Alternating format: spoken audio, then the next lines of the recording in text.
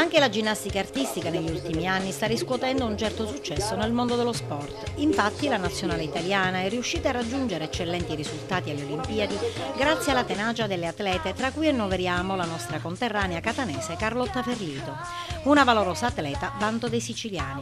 Sono diverse le società nella nostra regione che si stanno facendo strada verso le categorie più alte di questo sport. E domenica scorsa alcune ginnaste della palestra Le Pulci di Porto Empedocle, diretta da Rosa Maria Lazzara, sono state protagoniste a Ragusa delle competizioni individuali di specialità, categoria e di squadra in Serie C, classificandosi con ottimi punteggi. Salite sul podio per la specialità attrezzi categoria senior, trave e volteggio Noemi Filippazzo, giovane ginnasta che ha ricevuto nel corso della carriera sportiva ampi riconoscimenti anche in ambito internazionale.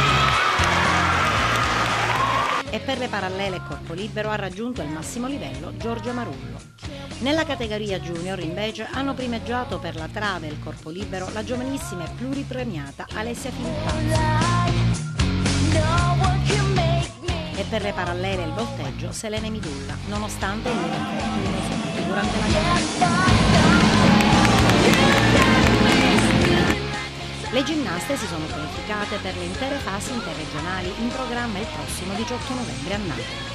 Ed ottimi risultati anche per le piccole ginnaste della squadra di Serie C della palestra Le Pulci. Samuela Filippazzo, Laura Sicurelli, Daria Giugno e Giulia Filippazzo si sono classificate per la fase interregionale di novembre, con un terzo posto sul podio, raggiungendo anche il miglior punteggio nella classifica generale della gara. Le atlete sono state seguite ed allenate con grande impegno da Bruna Bonfiglio, Francesca Trupia, con la supervisione di Gina Berescu, direttore tecnico regionale CONI.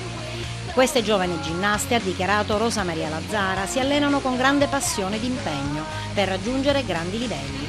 Auguriamo loro, conclude, una lunga carriera piena di soddisfazioni.